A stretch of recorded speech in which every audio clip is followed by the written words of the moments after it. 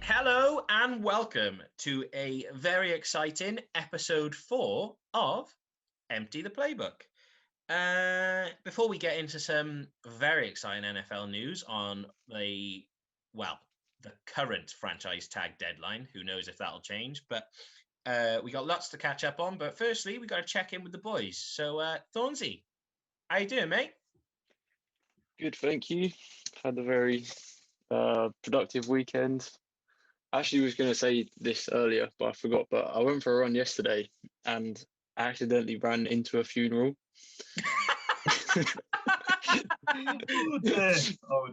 Tell me more about that. Well, there's a like crematorium / burial place just like a mile away, and I was running past it. And as I sort of ran past, this woman walked out, dressed all in black, and there was a hearse outside, and then a bunch of other people, and then there was like hymns like in the background as I was just running through, and I was like, oh my god. What do you I couldn't really stop because then I'd be right in the middle of it, and I couldn't turn around because then I'd have to go back, so I just like ran through. Oh, that's Pete. I could fully imagine you as well, because you're such a nice guy, just stopping in the middle and just going, condolences to you and the family. May the Lord be with you all. Yeah. But yeah, productive week, other than, well, I suppose that is productive, but for a different reason. Good. Yeah. Glad to hear it, mate. How about you, Shaps? Yeah, I decided to not be productive at the weekend, so I've been spending I've had my nose buried in a book all day, so that's been fun. So I'm ready for the excitement we got going on later. Yeah, definitely, man. Pretty much I'm just being boring and there's nothing else going on. All I've done is research for later and hopefully ready to have some fun. Absolutely, mate. And the probably should actually let the people know that what you're alluding to later on is the Empty the Playbook mock draft 1.0, which all three of us are very excited for. And yeah, we'll get into that in a minute. But like I said, today is the current franchise tag deadline as of day recording. But that might change due to the actual salary cap number not being set in stone right now. So there is potential for it to be moved. But as of day of recording, this is the franchise tag. And we'll quickly do a roundup of this, and then we'll get into our mock draft. But your boy Dak got paid. Brandon Scherf is heading back to the football team. Joe Tooney isn't going back to the Pats. Godwin's getting the tag for the Bucks, which is a big one, and has come up on the podcast the last couple of weeks, which means currently Shaq Barrett and Levante David are hitting free agency. Bud Dupree's going to free agency. Kenny Golladay is going to free agency. That was a big one for you, Shaps. The Chargers are letting go of Hunter Henry, which, to be fair, wasn't too surprising. Kyle Long, the O-lineman's coming back out of retirement, which is exciting. And Allen Robinson, amongst others, is also getting tagged by the Bears. Not amongst others for the Bears, just amongst other people getting tagged for their respective teams. As much as I would love to get into the bones of that, boys, that is just our news roundup, because we've got more exciting things ahead of us, and it is time for Mock Draft 1.0. Before we get started, I'm just going to explain some kind of ground rules for the three of us, but also for the people listening. So the way we've done this, there are 25 teams in the NFL that currently, as of time recording, have a first-round pick or have at least one first-round pick. To decide who was picking who out of the three of us, we just put all the teams that do have first-round picks into a random generator, and they were randomly assigned. So sometimes there might be 2 picks in a row by me, or I might not be picking for 5-6 picks in a row. It was just random, and that's how it's worked out. So it is what it is. We also decided beforehand that there's going to be no trades. So there's no trades pre-draft. There's not going to be any trades during the draft. Too complicated for mock draft 1.0. But yeah, that was a rule that we all three of us kind of decided on. And the last kind of rule that I think we wanted to make clear was that we are doing this live as of time recording. So we have absolutely no idea who each of us is going to take for their respective teams.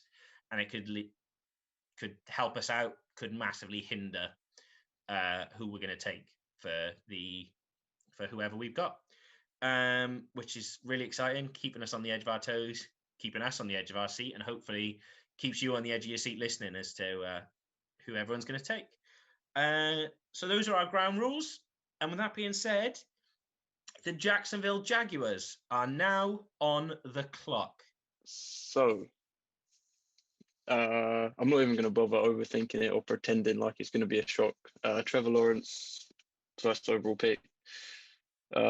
Zach Wilson might be in the discussion, but I think Lawrence is just definitely the better prospect. And yeah, that's the pick.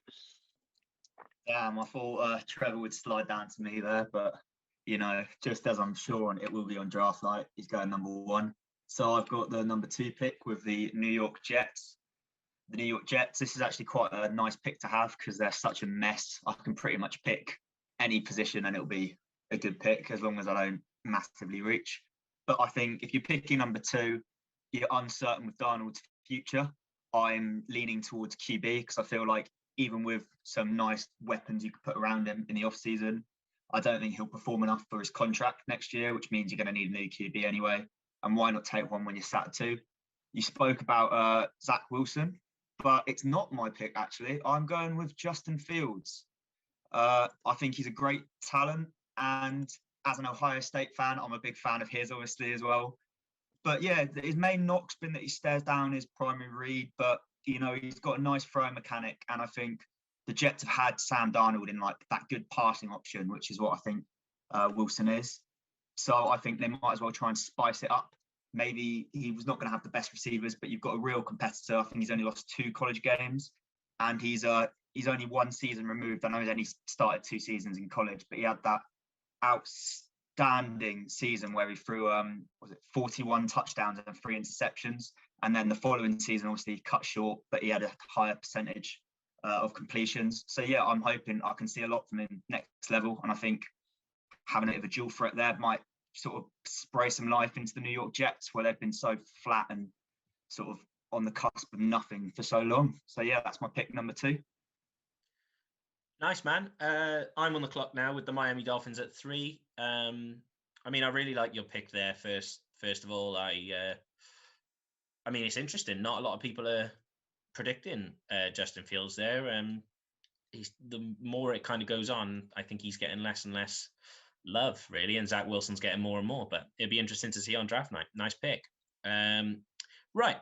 The Miami Dolphins last year obviously took quarterback with Tua Tagovailoa, and they do the same again this year because I'm just kidding. That would have been fun. And do you know what? I low-key did consider it, but I think you just got to back your boy from a year ago, Tua, and try and help him develop, because they don't really have a lot of pass catchers on that team, which has potentially hindered his growth. And the real tussle for me was, do I want to protect Tua, or do I want to give him a playmaker? And I've got the choice of the best of the rest now in this draft with the Dolphins, because I don't want to take quarterback, so I've literally got the choice of whatever I want. And I don't think there's a more exciting player, in my personal opinion, in this draft than the wide receiver out of LSU, Jamar Chase. So that is where we're going with our pick. That guy is going to ball, and him and Tua are going to have a field day. So that's my pick. Nice.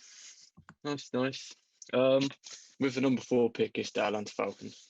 I was actually thinking Justin Fields here, but obviously he's gone. Zach Wilson, I think, is the pick here.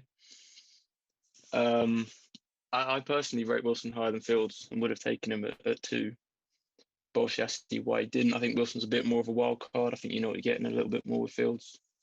But yeah, Zach Wilson. I think the Falcons are, like we said last week or the week before, they're in a bit of like a difficult position, whether to rebuild or go for that win now position. But I think if you have the pick this high with a chance to get a player this good, it has to be done. Like you have to go, right, we're taking the best QB available, and that is Zach Wilson. Yeah. Okay, 5th pick with the Bengals. I was kind of praying that he'd be here, so Penei Sewell. You know, again, we spoke about it last week. Joe Burrow needs that protection. The Bengals need to show that they're willing to back their guy and to give him the protection that he needs. Obviously, looking at Russell Wilson and him being angry at the Seahawks for the way they haven't protected him, I think that this is a great opportunity for the Bengals to be like, look, you know, we back you. We haven't protected you as well as we should have, and now we're going to go all in to make sure that you stay healthy. And if Shields is as good as a lot of us think he's going to be, then that's Burrow's blind side or right-hand side blocked up safely for the next 8 to 10, if not 15 years. So I'm up next, number 6, with the Philadelphia Eagles. And it's an interesting one, but my pick is going to be receiver. And it's a tough choice between the 2 receivers out of Alabama. But I think I'm going to go with Waddle. I think he's a bit more of an NFL build, because I think my main issue with Devonta Smith is that he's a bit fragile. And I think Waddle's got a bit more burst, you know, and he just, for me, I think Waddle was the better of the 2 or 3 potential Alabama first-round receivers.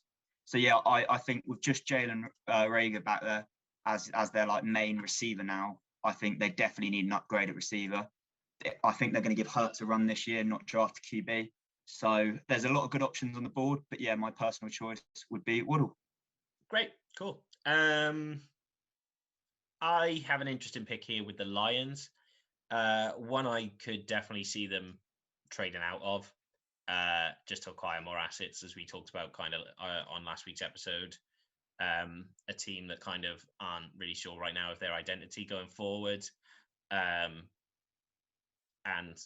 there's lots of holes in different places, especially for a team in rebuild mode. The approach here for me, I think, is if we have to stick with this pick, you know, me and the Lions back room, we've got it.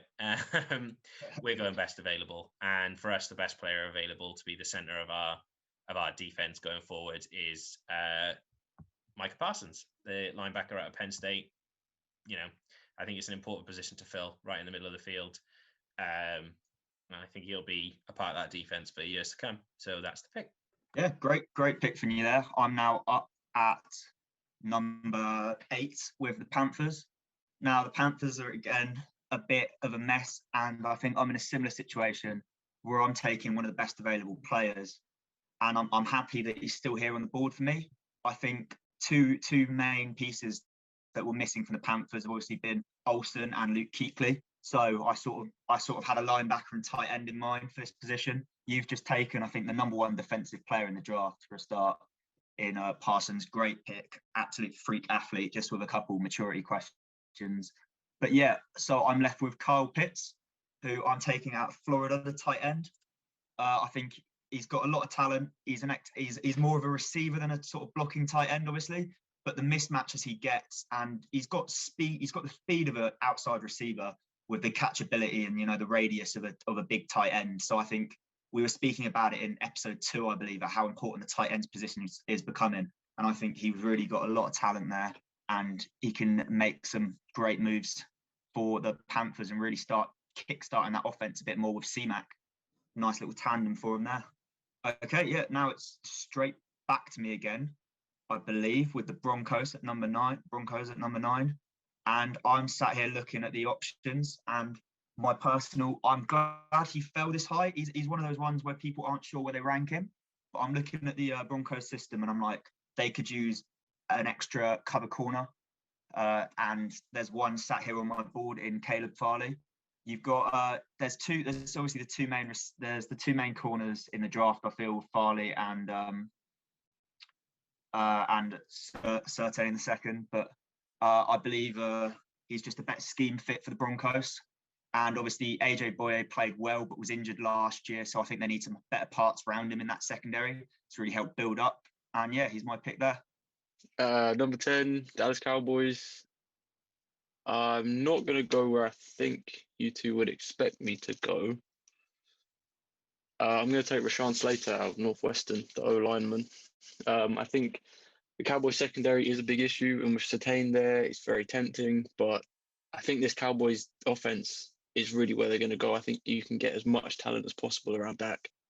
And something we've seen over the last 5 years or so is that the Cowboys don't have great depth on their O-line. Now, Slater is a very versatile offensive lineman. He can come and he can start a guard, he can start a tackle, he can maybe play center. I don't think they would put him there, but he can.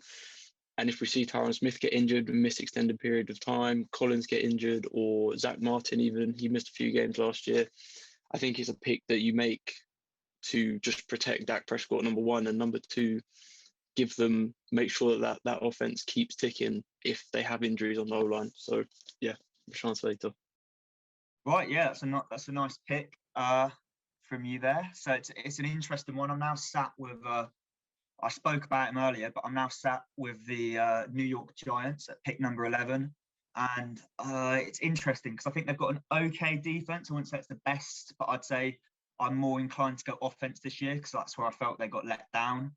I think they're kind of settled on trying to build something with Daniel Jones. So I'm actually going to give him a weapon because they've actually, I believe, very recently, in the last day or so, just released Golden Tate 2 years into his $37.5 million deal. And then they've also got Sterling Shepard on the cards, but he's obviously had his injury issues. So I'm sat looking at Devonta Smith, who's obviously, again, a sort of more fragile build for a player, but he's got such explosive potential, and I think he really sort of does have the ability to find space, finish catches, and really find his way downfield. And I think he plays bigger than his size. I know that's a bit of a cliche, but yeah, he plays bigger than his size, and I like him for this pick, and I think he'll do well and give Daniel Jones a bit of extra chance to succeed down there in New York, up there, I guess. I knew, right, when I was picking 12 and 13, because I'm the next two picks, I knew every single person. I got 4 picks for both of those teams, and I knew every single one of them would be taken. And this is why I said at the top of the show that or the top of this section, that we're doing this completely live and reacting to whoever the other guys are taken. To be fair, this one's not too bad because a couple of guys I think could definitely fill needs here. Richard Sherman is going to be leaving in free agency, and I could be looking to corner. But in the last few days, there have been murmurings of New England coming back for Jimmy G. And so with that in mind, your boy's taking Trey Lance, quarterback out of North Dakota State, with the number 12 pick to take the San Francisco 49ers back to a Super Bowl. That might be a bold take, but I'm going with it. Let's go, Trey. From what I remember, there was like mocks of Trey Lance a year ago, sort of him going top 5, top 3. So there was people thinking that the boy's got talent, and he's not fallen too far down. I mean, there's some mocks have got him going to like Carolina, and some even talking about the potential matchup with him and Atlanta. So, the boy's exciting, and I think in that offense, it'd be really cool to see what he can do with an offensive mind like Kyle Shanahan. Anyway, onto the Miami Dolphins. Definitely not. Onto the LA Chargers. How did I get that team confused? Look, I wanted Rashawn Slater, in an unrealistic world, Penny Sewell to fall here. And if that didn't happen, I wanted a playmaker of any of the three wide receivers that have already gone, or Kyle Pitts, who's also already gone. So you boys have hit me at a bit of in a bit of a tough situation here, but I might be going a little bit rogue. But the secondary, or specifically the corners, is aging for the Chargers. Casey Hayward is getting on. Chris Harris is getting on and was injured this year.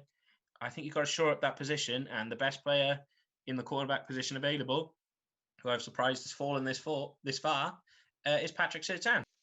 Yeah, I think Surtain, if he falls to the Chargers, they'll be very happy on come draft night. Yeah, so Minnesota Vikings number 14. This is quite a tough one, I think, because there's a lot of places they could go. Like they're such a good team who simultaneously have a lot of holes. It's a really strange one, but for me, I think edge rusher makes the most sense. Bringing someone in alongside Danielle Hunter when he's healthy. A bit of a strange draft class as well, because there aren't many edge rushers that you see at the top. Like we've always had sort of Chase Young, Myles Garrett, something like that. I think had this guy played this season, he'd be in the top 10 conversation, hands down. Gregory Rousseau, yeah, if not top 5. Gregory Rousseau out of Miami. I think he's a beast. He's a freak, and he's just a very, very good player. So, yeah. Sorry to everyone, but it's me back on the clock again with the number 15 overall pick. And I've got the New England Patriots, which hurts my soul being anything to do with the New England Patriots. But yeah, I fully envision, much like the Detroit pick, I envision the Patriots either trading out here, getting some more assets. I don't think they're in a massive position where they want to be. But then again, who knows with Bill Belichick and the guy that he wants. But one thing that we do know is that Bill Belichick has a knack for making defensive players fantastic. And in particular, a linebacking core. You think what he's done with people like Kyle Van Noy a couple of years ago. So I think here he picks his potential replacement for Dante Hightower, and he goes for Jeremiah Owusu Koromoa out of Notre Dame, who I think will work fantastic with Dante Hightower this year, and then eventually take over that kind of captain of that defense when Hightower's ready to move on or retire. I think this is a really nice matchup here for the Patriots, and if they keep the pick. So yeah, I'm excited to see what he does if he goes there. Right, it's now me on the clock at number 16 with the Arizona Cardinals. Now it's an interesting position to be in, because obviously you've got the Kyler Murray. They're in win now mode basically. They've got Kyler, they've got JJ, they've got D-Hop, and you think maybe an extra weapon, but on the offensive side of the ball, I'm not seeing anyone that's really calling out to me. So I'm looking at the team and I go, is putting an extra piece into that defense wise? Does it need it? But you know what? I'm going to do it. It's a very uncommon pick to see, but I'm going to pick an Alabama defensive player in Christian Barmel because he's got a lot of upside, and I feel like he's a young player with a lot of upside. You know, he looked really good at the start of last season in college, and I think part of the reason I like him here is because he's around Chandler Jones and JJ Watt, two absolute veterans on the outside, sort of give him a bit of support, and then all he's got to care about is that inside zone. And I think he's got a lot of athleticism. Oh God. And I think he's my number one interior defensive player. So yeah, I think he's young, he's got a lot to learn, but he's big, he's strong, and he's going to have two of the best people in football next to him on that defensive line. So I think if as a pick, it's sort of embarrassing them with riches on that D line, but with what's available on the board, I think that's the smartest pick for me here. I think that's a nice pick, really. Barmore to the Cardinals. he's come to a place where there's not much pressure to perform straight away, which I think is nice for a rookie. They've also got Jordan Phillips, who they signed last year or the year before last, who's another good D tackle. And I think just, piling it up and having another D tackle that can stuff the run, leaving JJ Watt on the outside is very nice. Also, Owusu Koromoa to the Patriots is so scary because he's such a good player. And I wish he was out right now, but obviously he isn't. Obviously, big trade news in the last couple of days. Trent Brown going back to the Patriots. So for the Raiders here, tackle Christian Darrisaw out of Virginia Tech for me.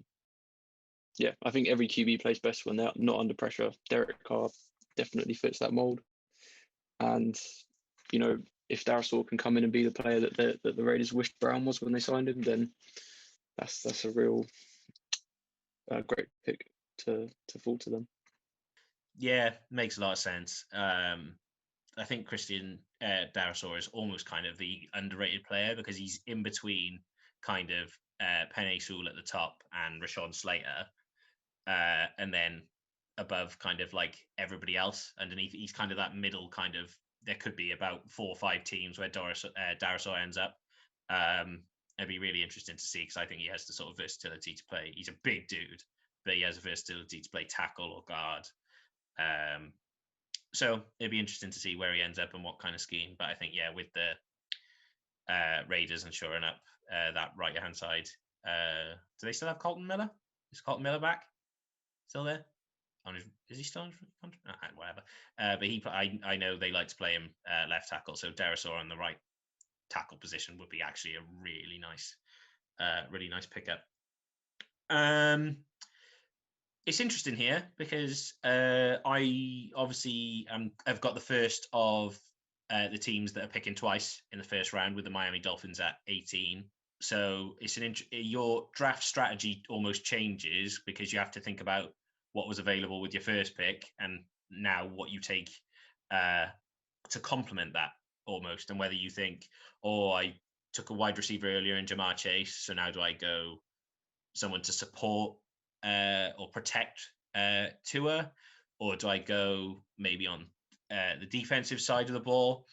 And I think something that happened kind of in the build up to the tank for Tua kind of season that led to what is potentially the Dolphins' success now was the fact that they had to give up Minka Fitzpatrick for that first round pick, which is obviously a part of, the process that led to the Dolphins being, where they are now, with multiple picks, but also a good team. I think they go out and get someone to replace him here, who arguably may turn out to be an even better player in the safety position. I'm really excited to see this guy play. He looks fantastic. So I'm taking Trevon Moehrig, the safety out of TCU, who's very, very exciting and can play in that kind of too high or whatever and make the Dolphins secondary, which has already got players like Xavier Howard and Byron Jones, even scarier and a really versatile secondary. So I think he really adds to that Dolphins team, keeps that defense, makes that defense even better because it was a pretty elite defense last year. And the Dolphins add a second playmaker just on the different side of the ball. Yeah, that's a really nice pick. He is by far and away the standalone best safety in this draft. So yeah, it's good to see him go to a team where I think he'll have a lot of success. So next up, I've got Washington with pick number 19, the football team, the name to be announced as they stand at the moment. So yeah, it's an interesting position to be in. We spoke a bit last week about how lights out their defense is. So I'm sat there, I'm thinking the QB situation's a bit wonky, but there's not many QBs I've got high on my board at the moment. And I think they've got McLaurin. 2 weeks in a row. His name's McLaurin. McLaurin. You'd think I'd note this down. McLaurin, sorry, who's a great speedster receiver. So I'm potentially reaching here. I think if I'm the football team here, I trade down. But as I'm in this position, I'm taking a big physical receiver in Rashad Bateman I think he's out of the receivers that are sort of left in this draft. He's the one that sort of fits what they need the most in that big outside physical receiver. So I think he's the smart choice here. Admittedly, like has been the case with a lot of these picks, I think when we trade a bit in future, there'll be some more excitement coming on. But yeah, I think I might be reaching here a bit, but he suits the needs of the teams, and there's no standout player to really trump over him like last time where I took the Barmel, the interior lineman, just to build to that team. But yeah, so I'm going out of Minnesota with Rashad Bateman. The 20th pick for the Chicago Bears. I think this is quite a tough one. Bears, like, Mac Jones is a bit tempting here. Bears have got a good roster around him. I think he could come in and maybe get some wins. But personally, I think the Bears should really pursue a veteran QB. You know, they've been linked to Russell Wilson, Deshaun Watson. I think that a vet would give them cut. I think a vet would give them a much better chance of winning. So I think it's kind of becoming a trend, and I didn't intend it to be this way, but I'm going to have to go O-line again for one of my picks. I think Elijah Vera-Tucker out of USC. Beef up the interior of the O-line, give another guy for Montgomery to run behind, and whoever they get at QB, give them a bit more protection. So that would be the pick, Vera-Tucker. Yeah, just crossing another guy off my draft board that I was going to take. So nice one, boys. Cheers. I'm back on the clock now with the number 21 overall pick to the Indianapolis Colts, who, well, I was going to say are potentially a QB away from being, you know, one of the Super Bowl challenging sides, but they may have found that with Carson Wentz. So who knows? That the roster is, you know, fairly stacked. They look pretty good across the board. But I think there's an obvious pick here from the guys that are still on the board. They need edge help just to give DeForest Buckner a little bit more support up front. And so Kwity Paye from Michigan, he's just the easy pick here. The guy's elite, potentially the best edge rusher in this draft, with Rousseau having sat out the year. And other people like Jalen Phillips, for example, being injured. Kwity Paye is considered by some to be the best edge rusher in this class. So I think that makes the Colts even more stacked. So that's my pick. 22nd pick for the Titans. Pretty annoyed, really, because I wanted to go receiver here. I might still go with Tony, but I think JC Horn being on the board at 22 is a bit of a steal. So, you know, I'm thinking about it as well. And this could just be because it's off the top of my head, but I can't think of the Titans secondary as having any particular standouts or sort of game-changing guys. And I think that, you know, a good corner, a guy that can come in and man up on a number one receiver is almost a necessity in today's NFL. So, yeah, I'm going to take Horn. Yeah, that's a nice pick. Yeah, I was certainly hoping he might fall to me here with the Jets. So yeah, thanks for stealing a potential pick of mine. But I feel like I might have gone this direction anyway. You know, I was sort of in two minds, and you've really helped me settle it there. To quote The Blind Side, you felt like the QB is the highest paid position because you want to pay for your house, and then next up is your insurance or your tackle. So I'm thinking I've just drafted a nice QB in Justin Fields. Let's not get him killed out there. So obviously you've got Mekhi Becton, who was phenomenal as a rookie. Looks like an absolute beast, you know, just throwing around grown men, making them look like little children. So I'm going to go for, rather than the athletic freak again so much, I'm going to go for more of someone I think is a bit more reliable. And I'm going to take Tevin Jenkins from the tackle from Oklahoma State. I think part of the reason that he sort of appeals to me is that he's extremely versatile, so he can sort of play across the board. He's a 4-year starter, so we should be ready to jump straight in, I hope. He didn't allow a sack at all in his as a junior or a senior, so you know he's really come into his own as he's got older. So I think he's like 23, turning 24. So I think he's the most sensible play now O-lineman left on the board. and that's what I want. I want to keep Justin Fields up, and even if he does run around for his life a little bit, I'm hoping it's to make yards as his athleticism should. So I think to complement my pick would be Jenkins. Has some issue with his consistency, but I think some of his hit power and stuff off the back will really help the Jets as an organisation. And I think if they're drafting a QB, they need to protect him. Receiver would have been a choice here, I think, as well, but I wasn't overly taken with any of the receivers left on the board for the Jets as like sort of scheme fits for them. So I think Justin Fields is going to have to throw to some nobodies at the moment. But well, I say that they've got Mims, who looked really good as a rookie when he wasn't injured. But yeah, so I'd like to draft a receiver, but I think the smart pick here was a tackle, which makes it quite tackle heavy thanks to Thornsy as well. So from OSU, it's Tevin Jenkins.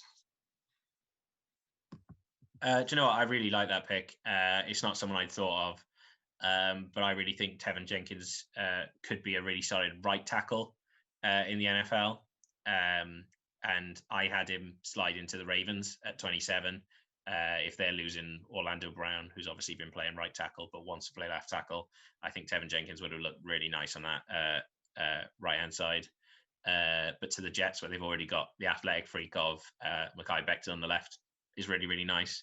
And kind of, you tied it in all kind of nicely, really, that the Jets do have Denzel Mims, and Jameson Crowder has been really reliable past 2 seasons. I mean, he was quite reliable when he was with the football team. Not as they were known then, but, you know, the football team. And I think the first kind of 2 pushing 3 rounds are quite deep at receiver, depending on what you want. And so, yeah, you might be pushing it there with receiver. I've got the Steelers at 24, who are going to be losing Smith-Schuster, or it looks like they're going to be losing Smith-Schuster this free agency, and they Chase Claypool into that number 1 position with Deontay Johnson. But beyond that, depend on whether you think James Washington's a reliable target. There's potential to go receiver here again. I'm not going to do that, however, because I think one of the more important players that the Steelers are losing in free agency is Mike Hilton, who's an underrated DB. And I think to bring in someone that potentially replace him, but potentially more play outside, is Asante Samuel Jr. out of Florida State, who I think is a quite nice pick here. I think he fits the scheme quite nicely. I think that dude's a beast. And I think they've already got a couple of options at receiver. Like I could have gone here. I could have gone interior O-line as well. I really wanted Vera Tucker here on the other side to David DeCastro, but unfortunately he's off the board.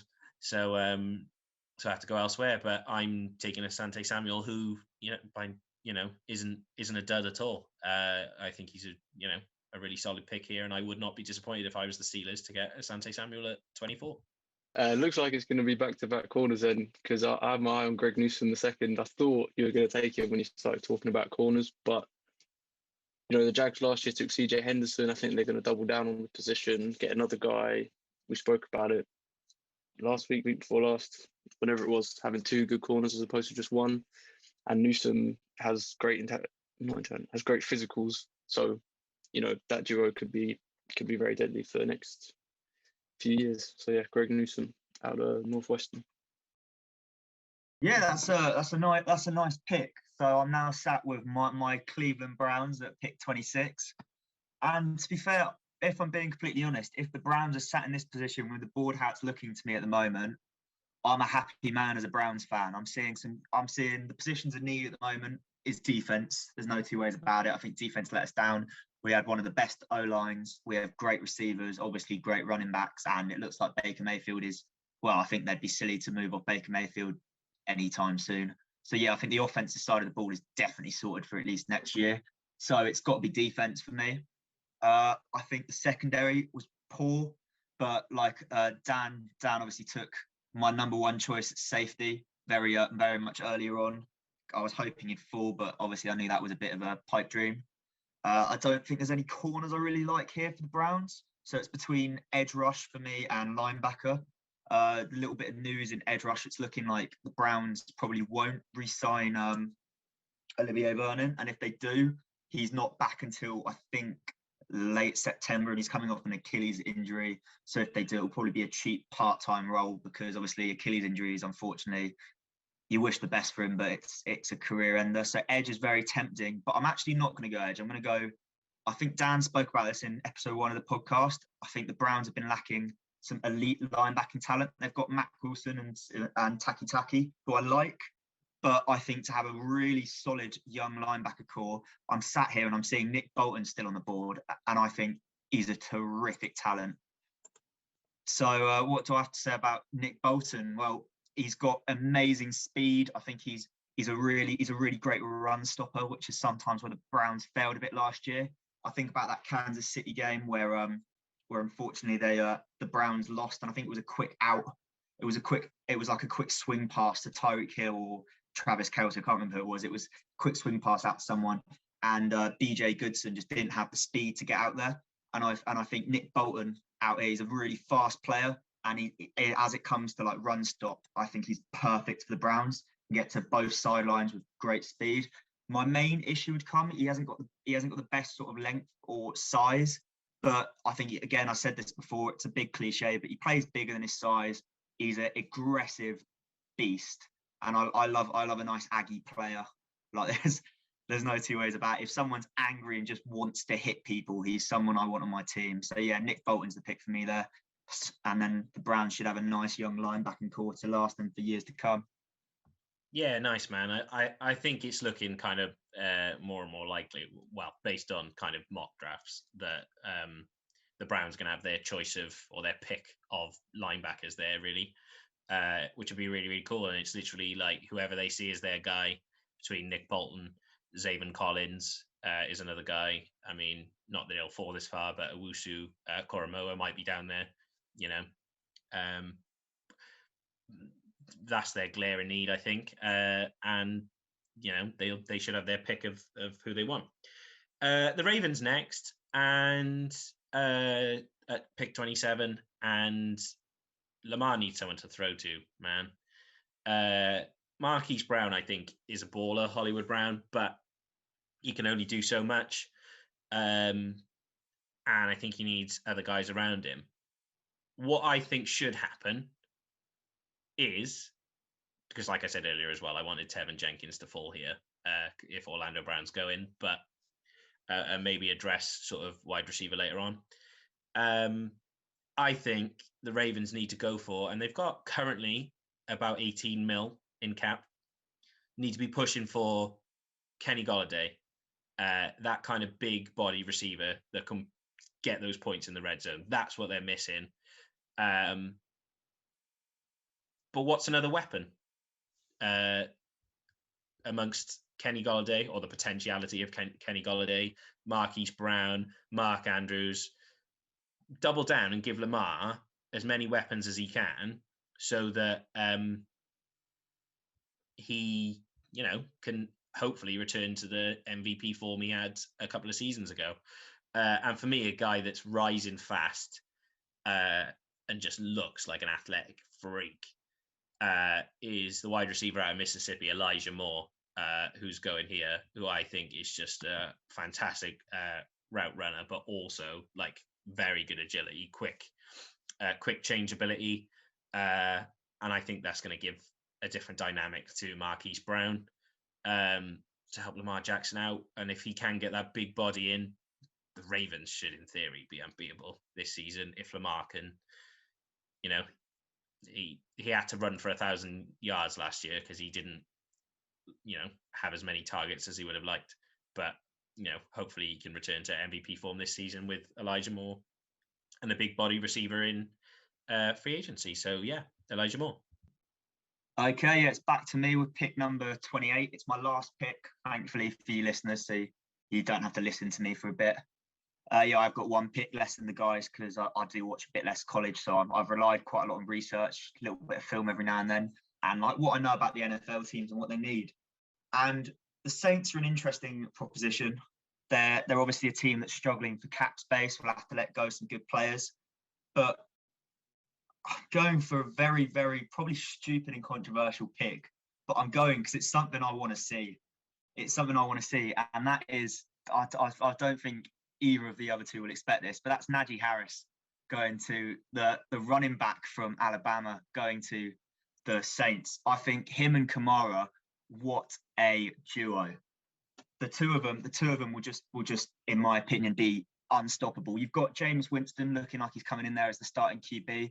I know they've got the cap space issue. I know they might be losing Lattimore, and I should be taking a corner. I should be taking someone that's smart. But I love watching a good run game. And you've got Nadie Harris, that's nice in between the tackles runner. His NFL comp, I think, is Matt Forte is what a lot of people have been comparing him to. So I like that as a comparison for him. And he's also a great pass catcher. So I'm thinking if you line up your two backs in the backfield, you've got Kamara, you've got Nadie Harris, and you've got them on swings, you've got them on Texas routes, you've got them on a streak maybe. If you just have your backs just do running sort of seams or anything, just mix it up. And honestly, I think it will really help Winston in that offense. This is assuming they re-sign him. But I think that offense would be something that would be insane to watch. You'll have Michael Thomas running a slants, as he only seems to know how to do. Then you'll have the Kamara and Harris routes. And honestly, I don't see anyone stopping him short game. I think it'll be a lot of dink and dunk football, which you might go, oh, that's not really Winston's play style. But, I think it should be his play style, because we saw what happened with Tampa when it wasn't the play style that was built into him. He threw a lot of picks. So, yeah, I want to see dink and dunk football. James Winston keeps the play alive. And I think having playmakers out there is great. Yeah, Nadie Harris hasn't got the sort of end zone to end zone speed that Kamara has. But as a reliable in between the tackle runner, I love him. I think he'll take some of the reps off Kamara, extend. I don't want to say it because it sounds very, very sort of inhumane, but extend the shelf life of Kamara a bit with running backs. He obviously had the start of his career with Ingram. Sean Payton's proven that he can make a two-back system like that work perfectly. And I think sort of Nadie Harris doing that Ingram role works out perfectly for him. And obviously with pass catching, it's not smart, it's stupid, but you know what? I'd love to see it. And this is what I want to see. So that's my pick. And I think I might have thrown you two off there, so I'm not sure what picks you had going. But yeah, over to Green Bay. Thank you from Green Bay.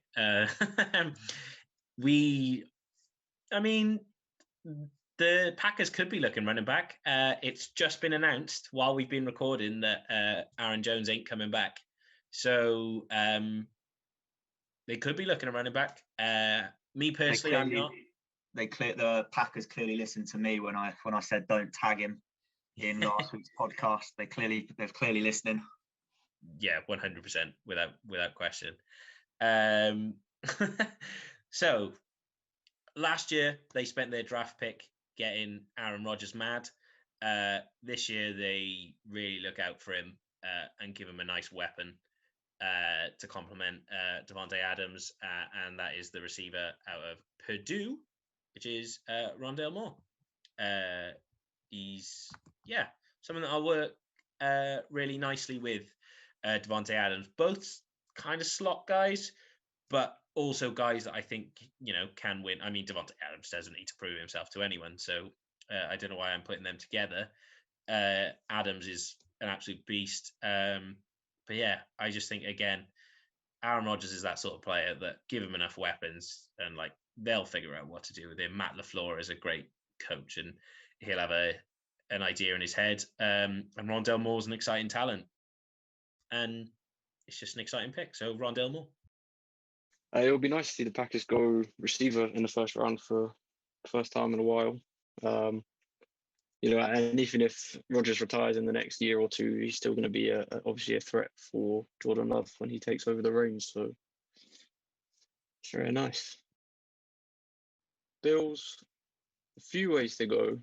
Tempted by Etienne and running back, but I think there's more holes to address.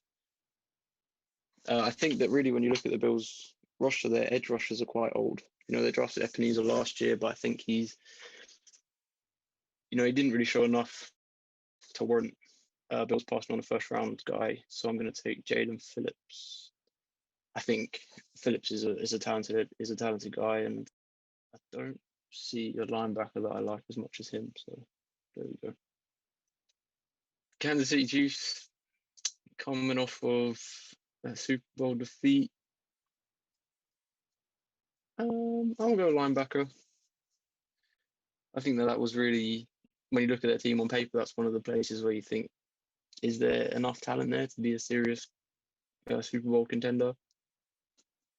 And again, there's a few holes and a few places you think, oh, take a guy here just to sort of preempt another guy leaving, so they can maybe take Kadarius Toney for Hardman, who is potentially leaving in the next couple of years. But I think getting a stud linebacker, bringing a guy that can do to other teams what Devonta Devin White did to them, take Zaven Collins out of Tulsa. And rounding off the first round, and our mock draft 1.0 is me with the Tampa Bay Buccaneers. There's a couple of places again here that I could go. There's a lot of good edge rushers still on the board. Jason Owe out of Penn State, Azeez Ojulari out of Georgia. Are they spicy enough for the end of the first round? Not that the pick at the end of the first round always has to be spicy. But here we do go spicy. I messaged you both in the week in preparation for this mock draft, saying there was a matchup that I really liked. Well, not really liked, because it's going to work out very well for the Bucs, I think. But I think if this player can learn under the tutelage of Tom Brady, I just think it's a match made in heaven. So the Bucs get the heir apparent. Why not? I mean, Tom Brady may play in another 5 years probably, but why not try and prepare for the potential future without him? I maybe spicy this pick, maybe not spicy, but the Bucs take quarterback out of Alabama, Mac Jones, to round off the first round. I always knew you loved Brady. You might try and deny it, but you clearly love him. Hey, that's not for Brady. That's pushing him out the door. Thank you very much. But yeah, on that note then, gentlemen, fantastic draft. I think that's a nice mock draft 1.0. I'm sure all of our opinions will change as we get close to the time and we introduce things like trades and different things like that. But some exciting picks, maybe some reaches, maybe some steals. But I kind of want, as kind of a closing bit to this week's episode, I want each of us to pick a best pick that just makes sense, that fits perfect, best pick in your opinion, and then one kind of sleeper pick that you think, oh, I wouldn't have thought of that, but that's a naughty pick. That just makes a lot of sense now that you've raised it into the conversation. So with that in mind, Shaps, can you give us your best pick and your sleeper pick first, please? Yeah, so I didn't want to go too obvious with my best pick, so I've just having a look through the draft board, and one that sticks out for me is a later round pick. In fact, it's the second last pick in the draft. It's Zaven Collins, the man from Tulsa, going to the Chiefs. Now Zaven Collins, I like this fit. I feel like their linebacker core could do with a bit of a boost. They have Hitchens, Thomas, and the man with the best name in football, Willie Gay. Obviously, they drafted last year, so I linebacker core definitely has room for improvement. I think he'd fit the system a bit. He's a big, fast sort of. He's big and fast. He can take on a lot of run fits, which I think in their scheme he'll have to do. He'll be in charge of a lot of the run responsibilities, as well as having a bit of coverage to sort out, which I think he's got the possibility to do. Obviously, I think the Browns have the pick between Bolton and Collins. I think that's how I know a lot of people are getting drawing up the in mock drafts the Browns to go to the end, but if I was sat with linebacker, Collins and Bolton aren't too far apart in my opinion. Obviously, Collins is the much bigger, and Bolton's the more sort of like fiery one. But yeah, so I think Collins falling to him at the end of the first round might not be the sexiest pick, but I think he could be a plug-in starter for years to come. So yeah, that's a really good pick for him, in my opinion. So yeah, I'd have to go Zaven Collins as my best pick. And then we're throwing it over to Green Bay actually for my my sleeper pick. It's a bit of a sleeper. It's weird because people know that that Aaron Rodgers wants a receiver, so everyone knows that. But I think if you look at the Green Bay roster, you wouldn't necessarily think receiver. I know we talked about it a bit last week, where we were talking about how corner, I think, and secondary is the biggest need for Green Bay because their defense keeps letting them down. But I'm looking at Rondale Moore as the small little slot receiver with a lot of yak possibility, and I'm loving that pick for him. I think you've got Devontae Adams there. I don't see him getting double covered that often. And you think about him getting the ball in hands 1v1, you are asking for missed tackles all over the board. And I think you're going to see a lot of Devontae Adams taking the top off and then a little intermediate route or short route from Rondale Moore, catch and go to the house. And I'm going to put him as going to put a bold prediction out there. And I'm saying if this pick happens, rookie of the year, because I think he'll put up insane stats. Admittedly, the only thing I think that can sort of slow him down is he's a smaller guy, injury possibilities, but you know what? He's young. He's played 3 seasons. He's played 3 seasons already. Yeah, he missed a couple games in his last 2 seasons, but as a freshman, he popped off. He's popped off when he's played. I love that pick as a sort of like pick you wouldn't always expect, but yeah, as a sleeper, that's definitely a pick for me.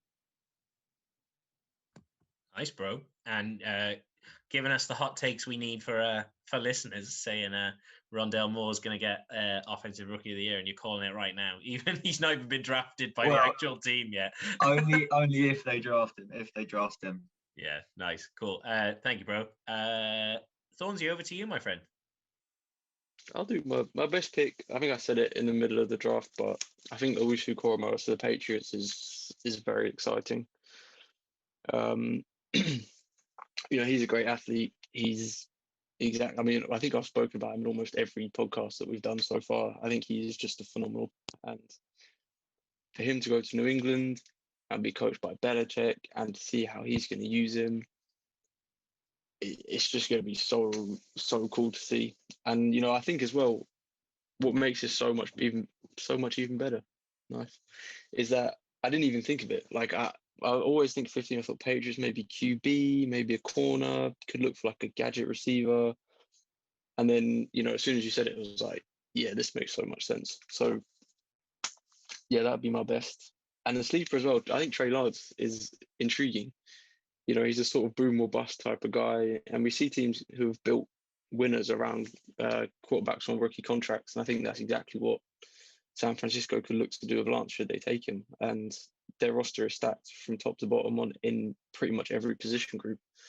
And you combine that with Shanahan's offensive system. And I think even if Lance comes in his rookie year and doesn't play particularly well, they've got 4 years of him and they've got good young talent all around him at every position on the roster that he can sort of develop as the team develops. And yeah, I mean, obviously, and it could just completely explode on them and implode on them. And Lance comes in and he isn't ready and he's not the guy and they waste however long that they had, which I think makes it so much more exciting as a draft pick.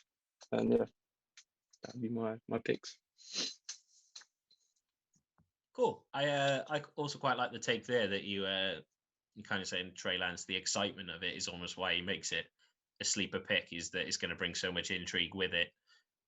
Whether he's good, whether he's bad, can't wait to see, because that's 100% where he's going. I'm going to keep it short and sweet. Hardly ever the sexiest picks in the draft, but O-line, man, you need to take them. We've talked before in previous podcasts how important getting the O-line right is. And I think there's a couple of really nice ones that I really like in there.